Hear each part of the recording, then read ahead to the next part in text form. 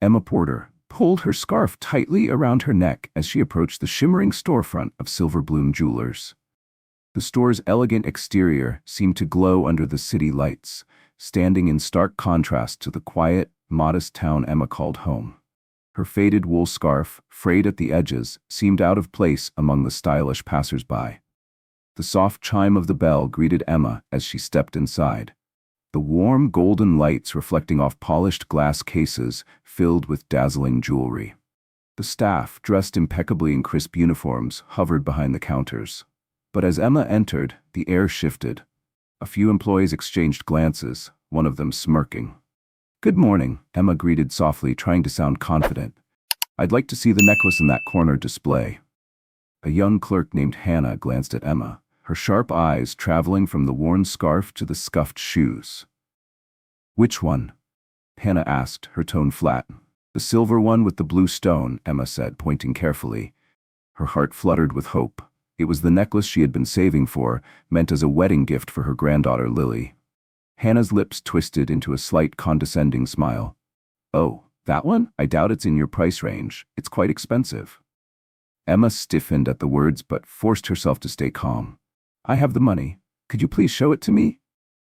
Hannah sighed, rolling her eyes before turning to her manager, Mr. Grayson. "Sir, this woman wants to see the silver necklace with the blue stone." Mr. Grayson approached, his tailored black suit fitting perfectly, but his cold gaze lingered too long on Emma's scarf. "I'm afraid that piece isn't for sale," he said curtly. "It's just a display model. Perhaps you'd like to look at something more affordable?" Emma's heart sank. "But it's in the case. I've been saving up for months." "I'm sorry, it's not available," Grayson interrupted. Without another word, he turned and walked away.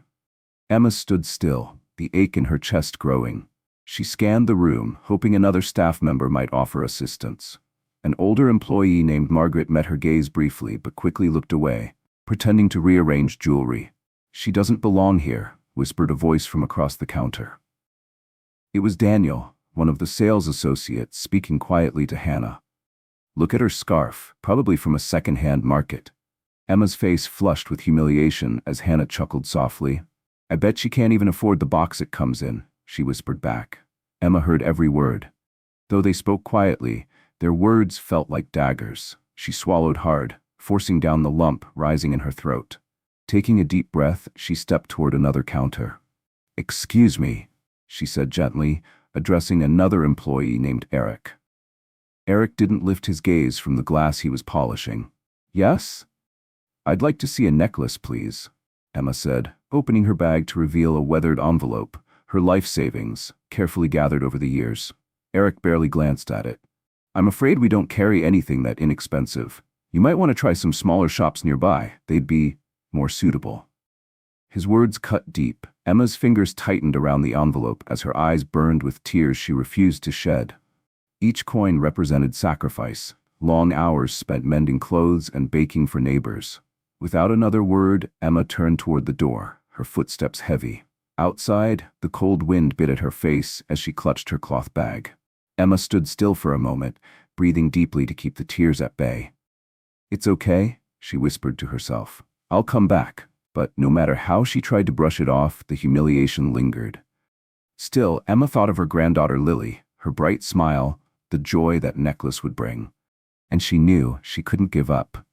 Determined, Emma stepped forward. This time, she wouldn't leave without trying again. The bell chimed once more as Emma re-entered the store, her resolve stronger despite the uneasy feeling gnawing at her. Across the room, Hannah leaned toward Daniel. "She actually came back," she muttered, shaking her head in disbelief. Daniel smirked. "Let's see what she tries this time." Emma ignored their whispers. She walked straight to the glass case and stood tall, pointing again. "Could you please show me the silver necklace with the blue stone?"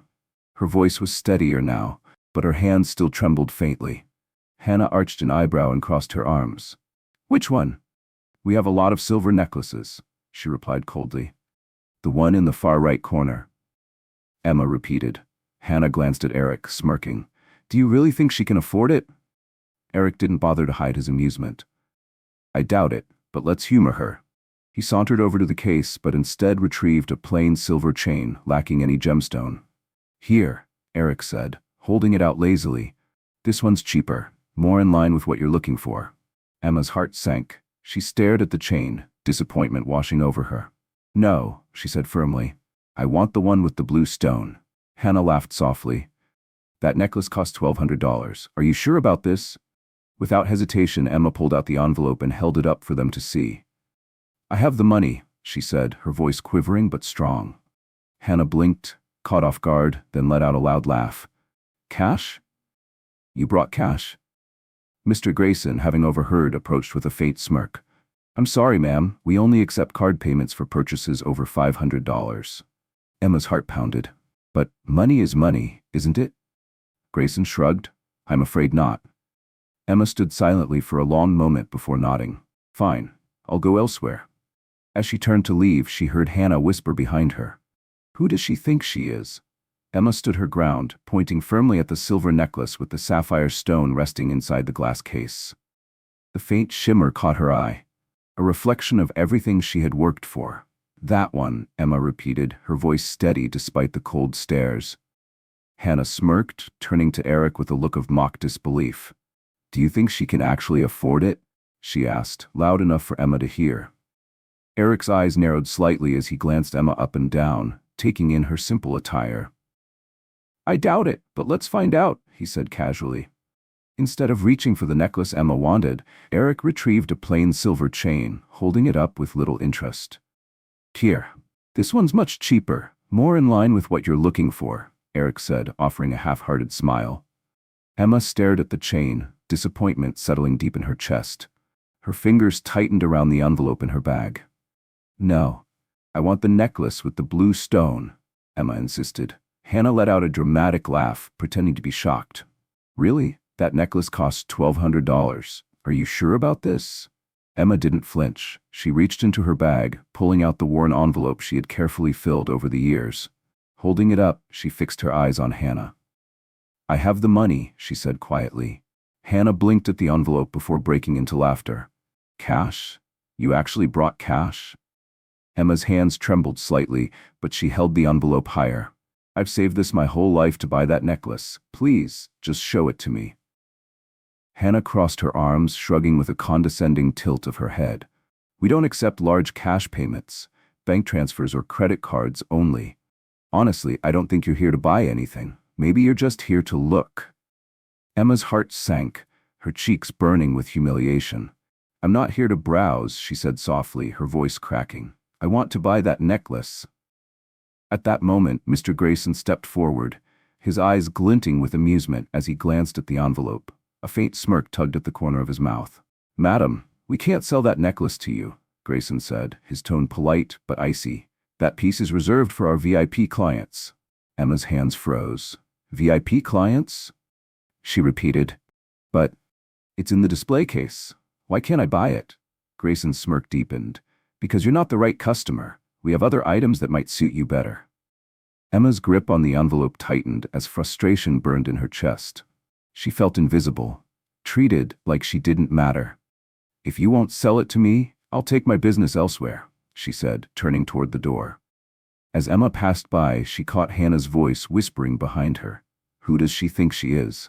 Just some poor old lady pretending she can buy something like that. Laughter followed, soft but sharp enough to pierce her heart. Emma's pace quickened. Tears welled in her eyes, but she refused to let them fall. Emma walked down the bustling street, the envelope still clutched tightly in her hand. The cold air stung her cheeks, but nothing felt as harsh as the lingering echoes of Hannah's laughter. She tried to shake it off, focusing on the image of her granddaughter's bright smile. The necklace would be the perfect wedding gift, a token of love and pride. Mrs. Porter? Emma! A familiar voice broke through her thoughts. Emma turned to see Lily, a young woman from her neighborhood, hurrying toward her with a shopping bag in hand. I just picked up some gifts for my family, Lily said cheerfully. Her smile faded as she noticed Emma's face. Are you all right? You look tired. Emma forced a weak smile.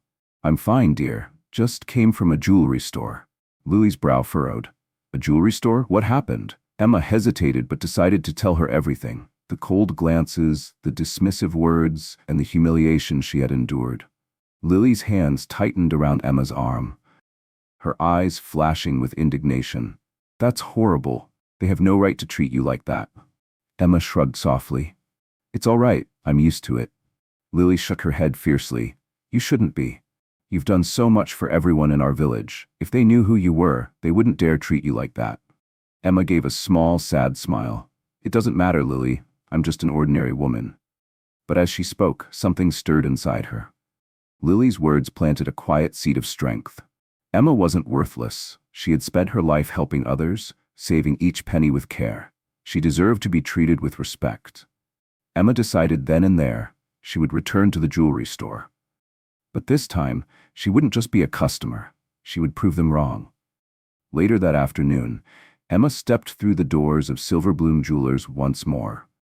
The bell chimed, and Grayson glanced up, letting out an audible sigh. You're back, he said flatly. I thought I made myself clear.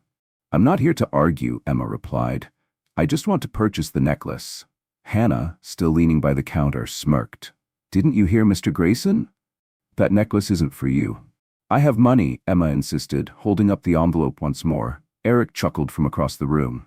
Your money wouldn't even cover the box it comes in. Emma's grip tightened around the envelope as Hannah's mocking laughter rang louder.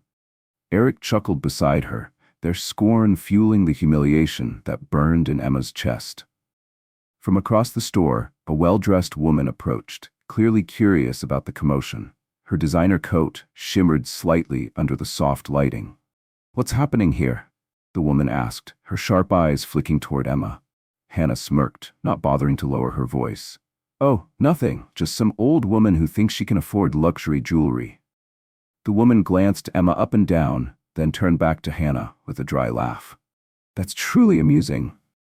Emma felt the heat rise to her face, the sting of embarrassment becoming unbearable. I just want to buy this for my granddaughter's wedding, Emma pleaded, turning to Mr. Grayson. Please let me see the necklace. Grayson paused for a moment, his lips curling as if in thought. Then he gave a shallow nod. All right, if you insist, he said, voice clipped. But I'll need to verify your financial capability first. Emma blinked in disbelief. Verify my financial capability? Exactly, Grayson replied smoothly. We can't waste time if you can't actually make the purchase. Emma clutched the envelope tighter. I have enough money. Grayson's expression didn't shift. I'm afraid large cash payments aren't appropriate.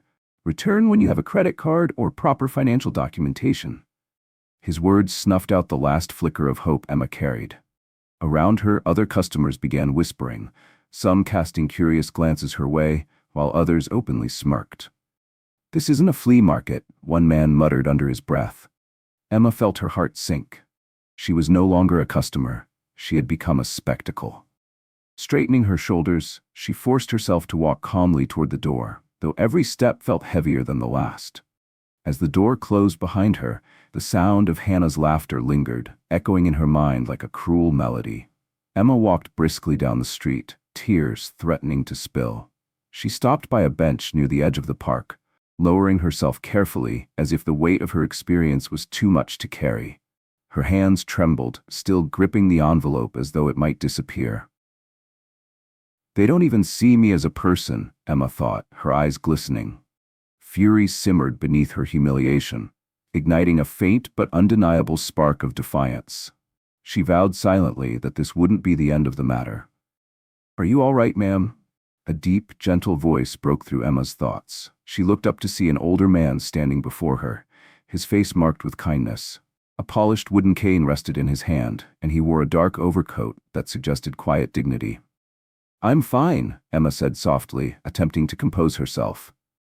You don't seem fine, the man replied, sitting carefully beside her. I'm Henry Lawson. I often walk through this park. If you'd like, you can tell me what happened. Emma hesitated, studying the warmth in his expression. Somehow his presence felt comforting. With a sigh, she began to recount the events at Silverbloom Jewelers, the laughter, the scorn, the quiet rejection. Henry's brow furrowed deeply as she spoke. By the time she finished, his eyes flashed with indignation. That's unacceptable, Henry said firmly, his voice rising slightly. People like that think they can judge others based on appearances. It's disgraceful. Emma lowered her head, voice trembling. I just wanted to buy a gift for my granddaughter. I saved for years to get her something special. But they didn't see me as a customer, just some poor old woman who didn't belong." Henry was silent for a long moment, his eyes distant with thought. Then he turned to Emma with unwavering resolve. "Mrs. Porter," he began, his tone serious but kind, "what you've described is not just your experience, it reflects something much larger. Too often, society measures worth by material things, but I believe you shouldn't let this go. They had no right to treat you that way." Emma nodded faintly, though uncertainty still clouded her heart. "I know, but what can I do? I'm just an ordinary woman from a small village. I don't have the power to fight them." Henry chuckled softly. "Sometimes you don't need power or wealth to make a difference. What you need is determination. If you'll allow me, I can help." Emma blinked in surprise. "Help me? Why would you do that?" "Because," Henry replied, his eyes gleaming with quiet wisdom, "I've learned that people who stand up for themselves inspire others to do the same. And frankly, someone needs to remind those clerks what real dignity looks like." For the first time that day, Emma felt a small sense of hope. Henry's words were like sunlight cutting through storm clouds. After saying goodbye to Henry, Emma walked home with a strange mix of anger and resolve swirling inside her. "I can't let them keep looking down on me like this," she thought. That evening, Emma sat at the small wooden table in her modest kitchen. The envelope lay in front of her, each bill and coin a reminder of the sacrifices she had made. Beside it sat a blank sheet of paper. Slowly, she picked up a pen and began to write. Her words were firm, direct, but filled with quiet emotion. The letter was addressed to a well-known lawyer, someone Henry had recommended, someone who could help her take the next step. A week after mailing the letter, Emma Porter sat by her small kitchen window, watching the sun dip below the trees. The soft hum of the village faded into the background as her thoughts lingered on Silverbloom Jewelers. The following afternoon, a knock echoed at her door. Standing outside was a middle-aged man with neatly combed hair, sharp eyes, and a leather briefcase in hand. "Mrs. Porter?" he asked with a warm but professional smile. "Yes, that's me," Emma replied, stepping aside. "My name is Andrew Sullivan. I'm the lawyer Mr. Lawson recommended." Emma led him into her modest living room, where Andrew set his briefcase down and settled into a chair by the table. "I read your letter," Andrew began, folding his hands over his knee. "I must say, Mrs. Porter, your story caught my attention. Are you truly considering buying the store?" Emma's eyes lit with determination. "I can't let them treat people like that. I want them to understand that no one has the right to look down on others based on appearances." Andrew regarded her thoughtfully, then nodded with faint admiration. "You're remarkably determined. I believe I can help. As it happens, the company that owns Silverbloom is looking to sell a few underperforming branches. I can negotiate on your behalf." Emma's brows knitted with worry. "Won't they find out it's me?" Andrew smiled reassuringly. "Not to worry. I'll ensure your identity remains confidential. This is something I've handled many times before. The key is to move quickly. These opportunities don't stay open for long." Emma nodded, though nerves twisted in her chest. "Do whatever is necessary," she said softly. 1 week later, Emma sat in her kitchen peeling potatoes when the phone rang. She set down the peeler and wiped her hands nervously before answering.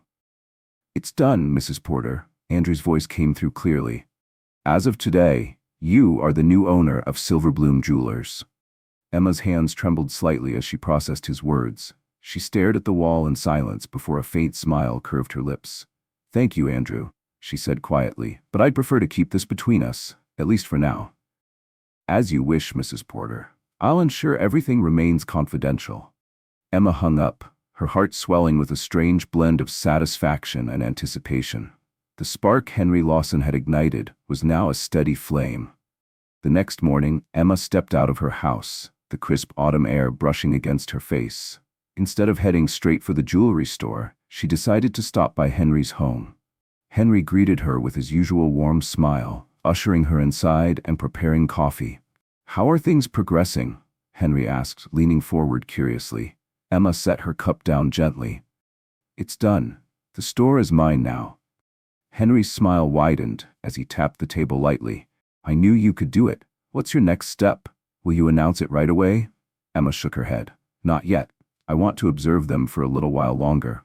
I need to understand how they operate, how they treat customers, especially the ones like me, before I decide what to do. Henry chuckled, nodding in agreement. That's wise, but if you need company during your visits, I'm happy to join you. Emma smiled softly. I appreciate it, Henry, but this is something I need to handle alone. That afternoon, Emma slipped into a clean but worn coat, tucking her scarf neatly under her chin. She stepped through the familiar doors of Silverbloom Jewelers. The soft chime of the bell sounded as she entered.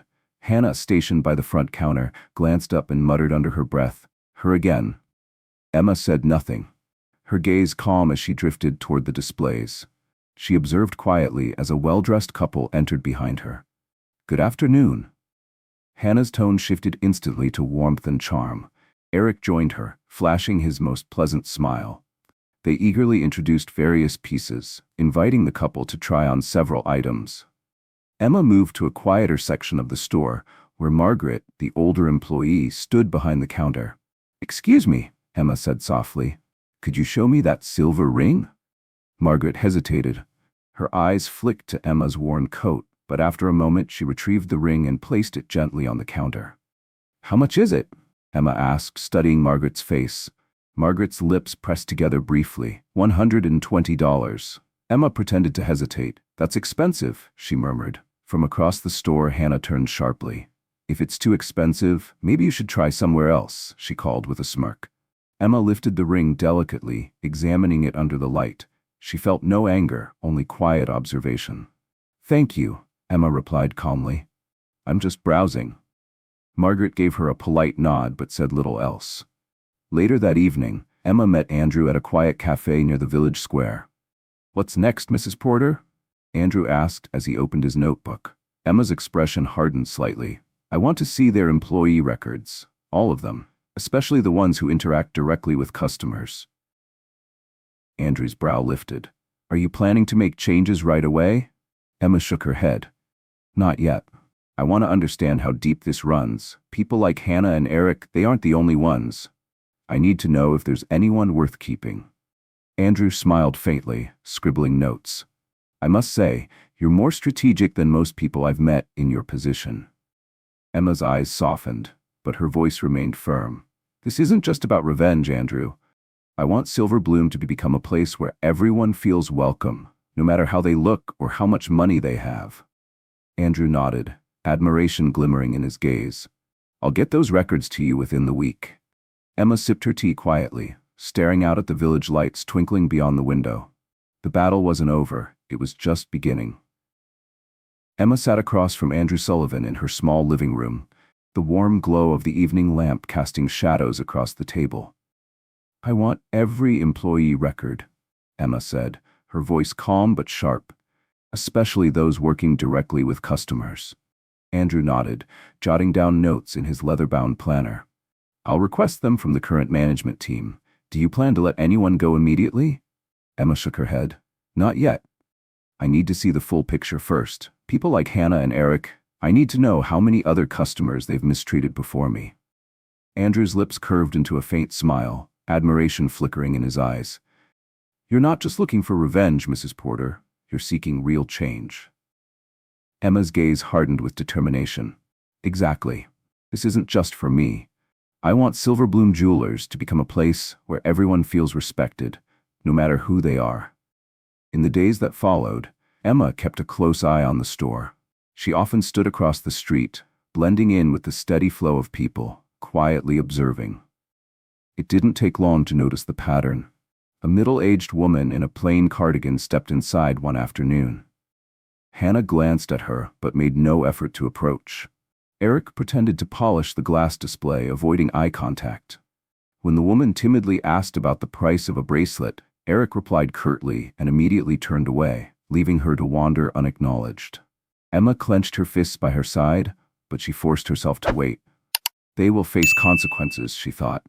But not yet. For the next few days, Emma watched carefully, noting each interaction.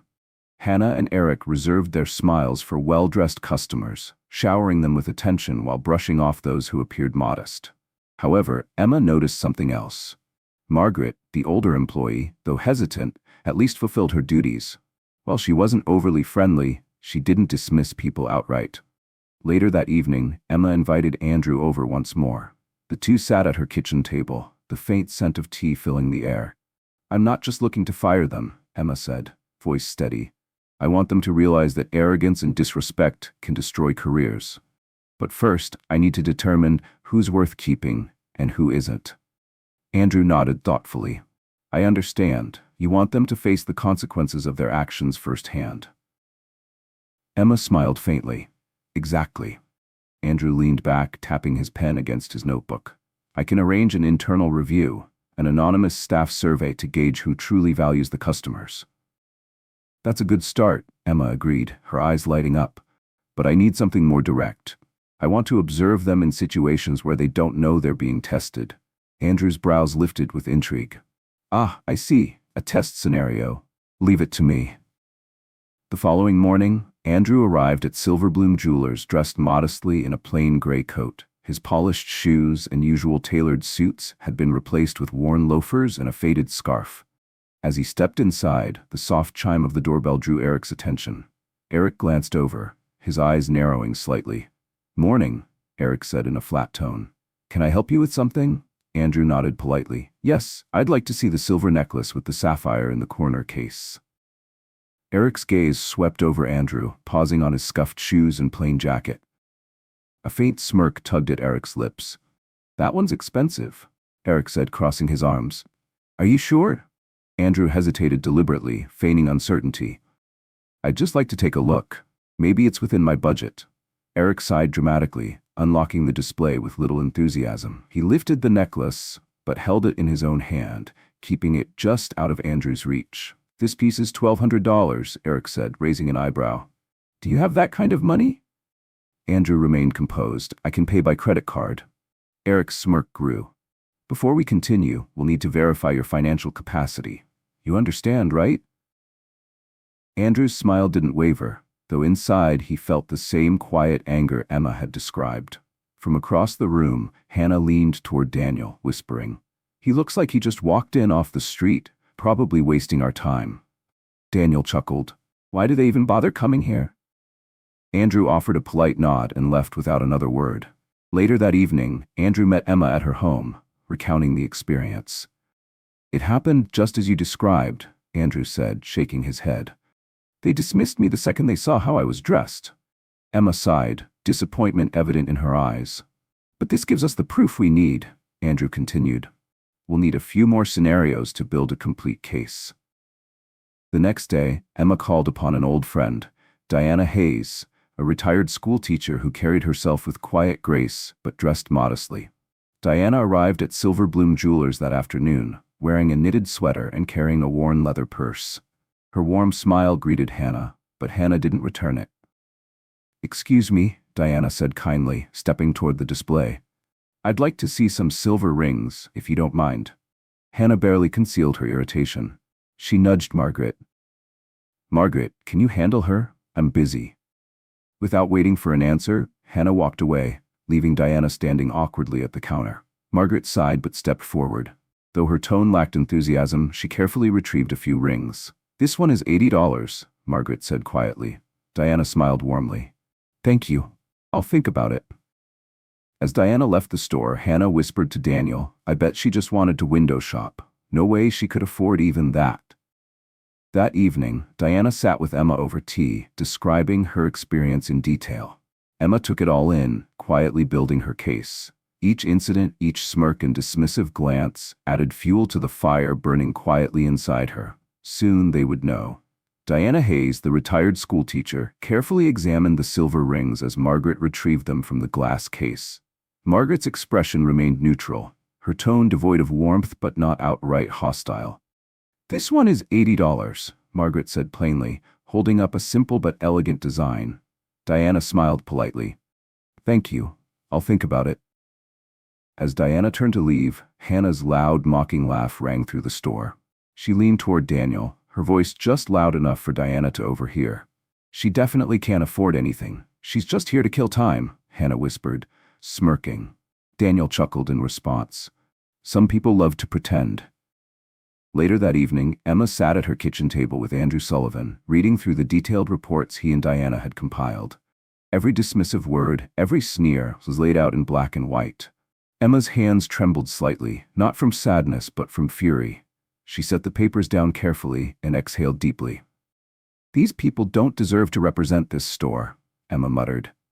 "But this isn't just about me. It's about everyone they've belittled." The fire that had smoldered quietly within her was now ablaze. The following morning, Silverbloom Jewelers gleamed as usual. The golden lights bounced off polished surfaces, and the soft hum of idle conversation filled the store. Hannah smiled sweetly at a wealthy couple browsing the more expensive pieces, while Eric kept busy pretending to clean the glass displays. Everything felt the same, until the front door opened. The bell chimed, and Emma Porter stepped inside. But this time, she wasn't the quiet, timid woman they remembered. Emma wore a sleek, dark dress, and her old wool scarf had been replaced by a simple but elegant silk one. Her sharp gaze carried an air of authority that none of the staff had ever seen in her before. Hannah, mid-sentence with a customer, froze. Her eyes flicked to Eric, who shifted uncomfortably behind the counter. "She's back," Hannah whispered to him. Eric shrugged, forcing a smirk. Maybe she still thinks she can buy something. Emma's heels clicked softly against the marble floor as she strode confidently to the center of the store. Her eyes swept across the room, landing on each employee one by one. "Everyone, gather here," Emma said, her voice calm but commanding. The employees exchanged confused glances. Hannah crossed her arms. "We're busy with customers." Emma's piercing gaze didn't waver. "I said gather here, now." The room fell silent. At that moment, the manager, Stephen Grant, emerged from the back office holding a stack of paperwork. He frowned as he noticed the tension in the room, his eyes narrowing when he spotted Emma. "Madam," Stephen said flatly, "if you're not here to make a purchase, I must ask you to refrain from disrupting our operations." Emma met his gaze without hesitation, a faint smile tugging at the corners of her mouth. "You think I don't have the right to be here?" she asked calmly. Stephen opened his mouth to respond, but Emma reached into her bag and retrieved a set of documents. She laid them flat on the counter with a decisive thud. "I am the new owner of this store," Emma said, her voice cutting through the room like a blade. Silence fell, thick and heavy. Hannah's smirk faded instantly, her eyes widening in disbelief. Eric shifted awkwardly, avoiding Emma's gaze, while Stephen's face paled as he scanned the papers in front of him. "You must be joking," Stephen muttered. "She's not." Andrew's voice rang out from the doorway as he stepped inside, holding another set of documents. "As of today, Mrs. Emma Porter is the sole owner of Silverbloom Jewelers." Stephen's mouth tightened, his eyes darting between the papers and Andrew. Hannah's face turned pale as she took a step back. This can't be," Hannah stammered. "How could she?" "Silence," Emma said coldly. She stepped forward, her gaze sweeping over the staff. "I've been observing this store for weeks. I've watched how you treat people, how you believe you have the right to judge others based on their appearance." Hannah lowered her eyes to the floor, her arms still crossed but no longer defiant.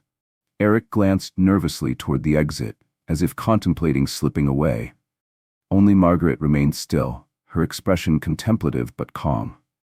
"Hannah," Emma said, fixing her with an unwavering gaze, "did you think I wouldn't notice the way you mocked customers? Refused to help them? I heard everything." Hannah opened her mouth to respond, but Emma raised a hand, stopping her. "There's no excuse for your behavior. You're fired. Effective immediately." Hannah's eyes widened in shock. "You can't do that. I've worked here for 6 years." Emma's expression remained cold. "I don't care how long you've been here. Your time is over." Emma turned her attention to Eric. "And you?" she continued. "Avoiding customers, speaking down to them, and offering nothing but arrogance? You're no better. You're fired as well." Eric swallowed hard, his face burning with embarrassment, but he said nothing. Finally, Emma's gaze shifted to Stephen. "As for you," Emma said slowly, "you were supposed to lead by example, but instead, you encouraged this behavior. And worse, you skimmed profits from the store." Stephen's face turned red. "That's not true, Emma cut him off with a sharp glance. "I have the financial records to prove it," Andrew added firmly. Stephen clenched his fists but lowered his head in defeat. "You're fired," Emma said simply. Emma let the silence linger for a moment longer before she addressed the remaining staff. I'm not here to destroy this store, she said, her tone softening slightly. I'm here to transform it. From this day forward, Silverbloom Jewelers will be a place where every customer feels welcome, regardless of how they look or how much they can spend. She turned to Margaret. Margaret, I've seen how you try. From now on, you'll help me rebuild this place. Margaret gave a small nod, gratitude flickering in her eyes. Emma's gaze swept across the room one last time. This is a fresh start for all of us. Eric's mouth hung open, but no word escaped. He stood frozen, shame burning across his face.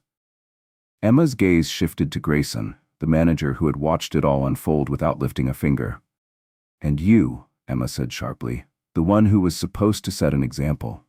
Not only did you ignore customer feedback, but you've also been skimming profits from this store. Do you have anything to say for yourself? Grayson's composure wavered. I was just doing what was necessary to keep the store afloat, he stammered. Emma's expression didn't soften. What you were doing wasn't keeping it afloat, it was dragging it down. You're fired, effective immediately. Grayson's face turned pale, but he didn't argue. He knew there was nothing left to defend.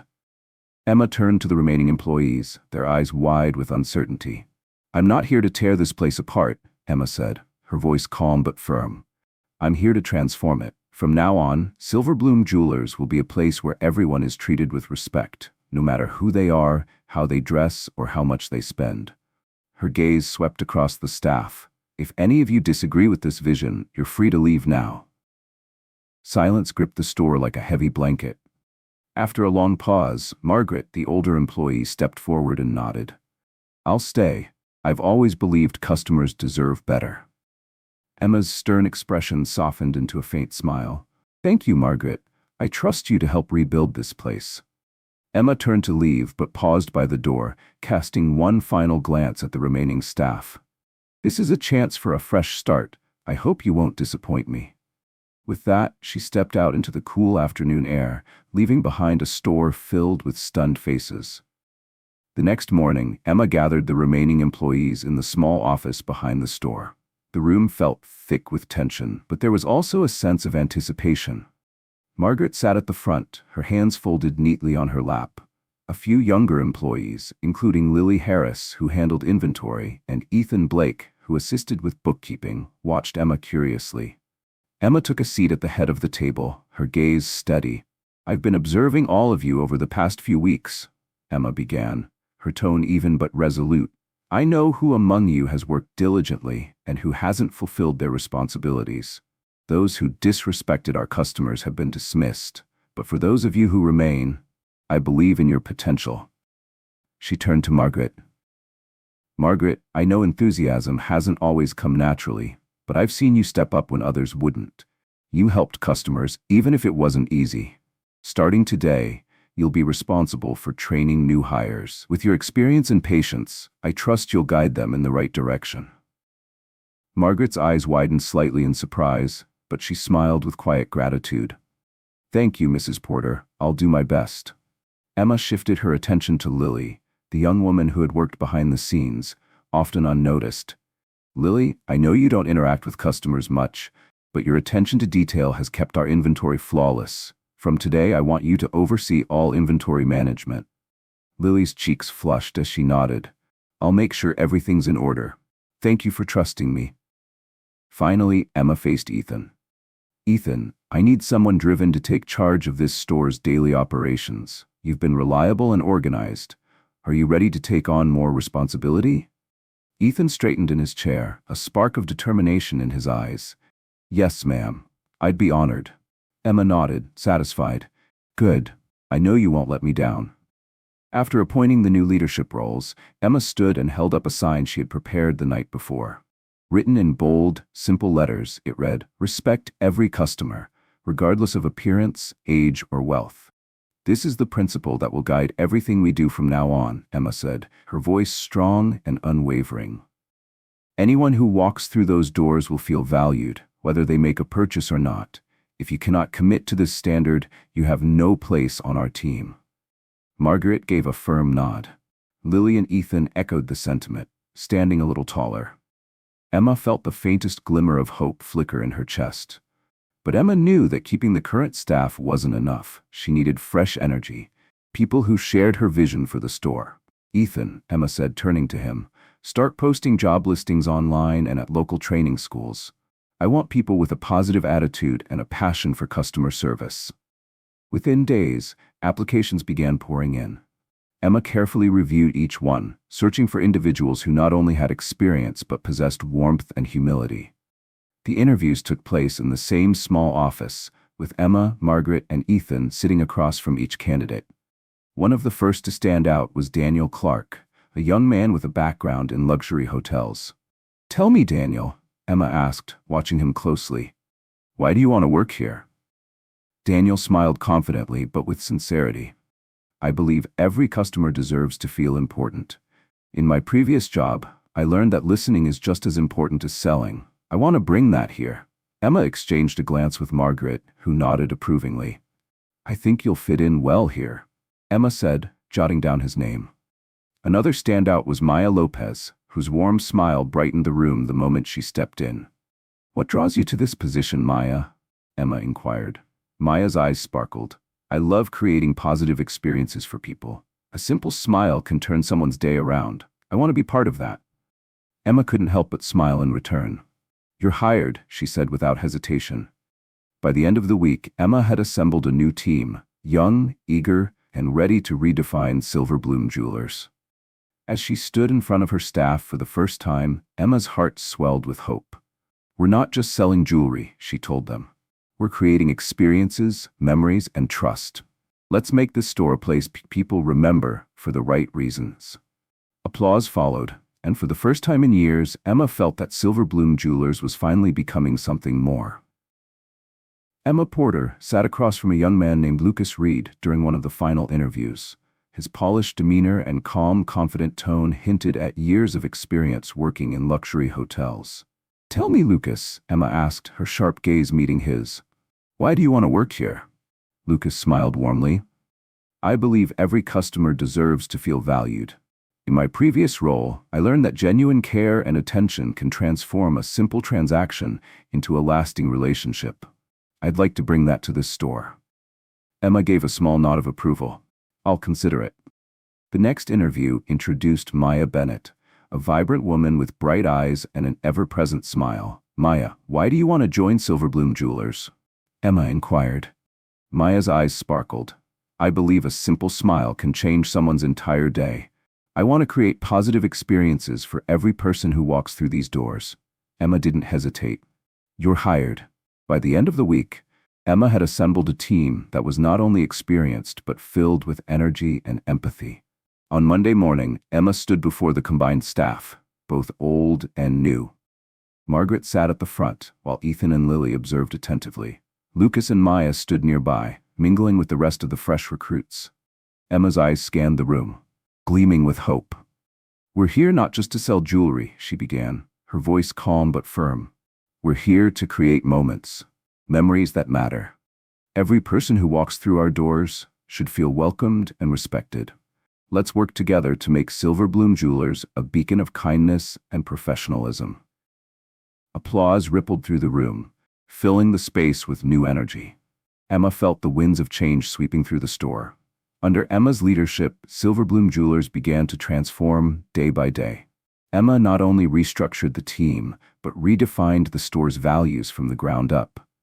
She hired a group of designers to renovate the interior. The once cold, rigid atmosphere was softened with warm lighting and a more open layout, making the displays easier for customers to browse without assistance. A new section was created at the front of the store, Loving Hands, offering affordable but meaningful pieces designed for customers with modest incomes. The store's new motto was proudly displayed across the back wall: respect, sincerity, quality. Margaret, now in charge of training, led new employees through immersive workshops. "Selling jewelry isn't just about the product," Margaret explained during one of her sessions. "It's about listening, understanding what the customer truly wants, and making them feel heard. People don't just buy jewelry, they come seeking joy, appreciation, and meaning."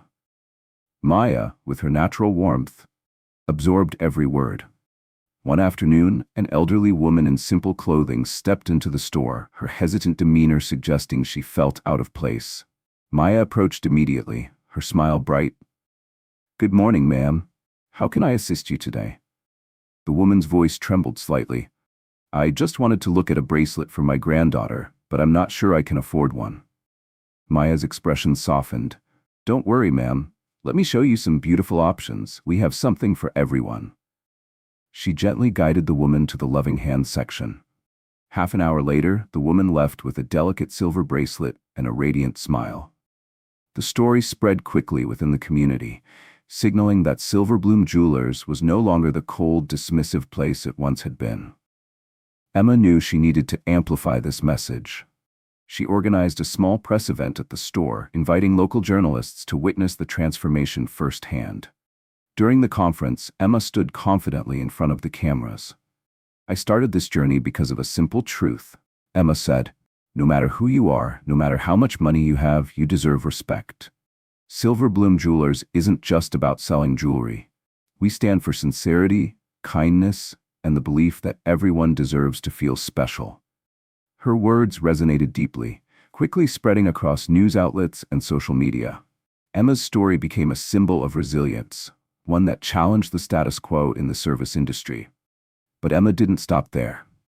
She allocated a portion of the store's profits toward local charities, starting with the Bracelets of Hope Scholarship Fund, a program aimed at helping underprivileged students pursue their education. Additionally, she sponsored a vocational training center for older women, teaching them craft skills to help them earn a living. Emma understood better than most that people like her, modest yet resilient, deserved opportunities to shine. Each year, Silver Bloom Jewelers hosted a Customer Appreciation Day featuring free gifts, discounts, and shared stories from the community. These events not only drew larger crowds, but fostered a sense of belonging around the brand. Employees thrived under Emma's leadership. Margaret, who once kept to herself, became a dedicated mentor to the younger staff. Maya's genuine warmth made her the most beloved employee by both colleagues and customers. Even Ethan, who had been skeptical at first, took immense pride in being part of the transformation. One evening, as Emma was adjusting the display cases, a regular customer approached her quietly. The woman gently took Emma's hands in hers and smiled. "You've taught us something far more valuable than jewelry," the customer said softly. "You've shown us that kindness and character are worth more than anything in this store. Thank you for reminding us of that." Emma felt tears prick her eyes, but she held them back, offering a grateful smile in return. Her journey had not been easy, but as she stood in the middle of the store she now called her own, Emma knew she had accomplished something greater than she ever imagined. Emma Porter stood near the entrance of Silver Bloom Jewelers, watching as customers browsed the displays with ease and warmth. The once cold and exclusive atmosphere had transformed into a place where everyone felt welcomed and valued. A woman approached Emma quietly, her eyes shimmering with gratitude. "Thank you," she said softly, "for showing us that kindness matters more than appearances." Emma smiled, her heart swelling with joy. She realized the changes she had brought about had done more than elevate the store's reputation. They had planted seeds of compassion and fairness in the community. Under Emma's leadership, Silver Bloom Jewelers became one of the most beloved stores in the city. Its reputation wasn't built solely on luxury or quality products, but on the story behind it, a story of resilience, humility, and the belief that every individual deserves respect. Emma, once dismissed by the very staff she now led, had become a symbol of integrity and strength. Her journey was proof that true worth isn't found in wealth or status, but in how we choose to treat those around us. The message was simple, but powerful. Never judge someone by their appearance. Everyone carries a story worth respecting. As Emma looked around the store, she felt a quiet sense of fulfillment. Respect and sincerity don't just build lasting success, they bring meaning to life and community. If you enjoyed this story, we invite you to like and subscribe to our channel. Your support inspires us to continue sharing heartwarming stories every day. Thank you for being part of our journey. See you soon.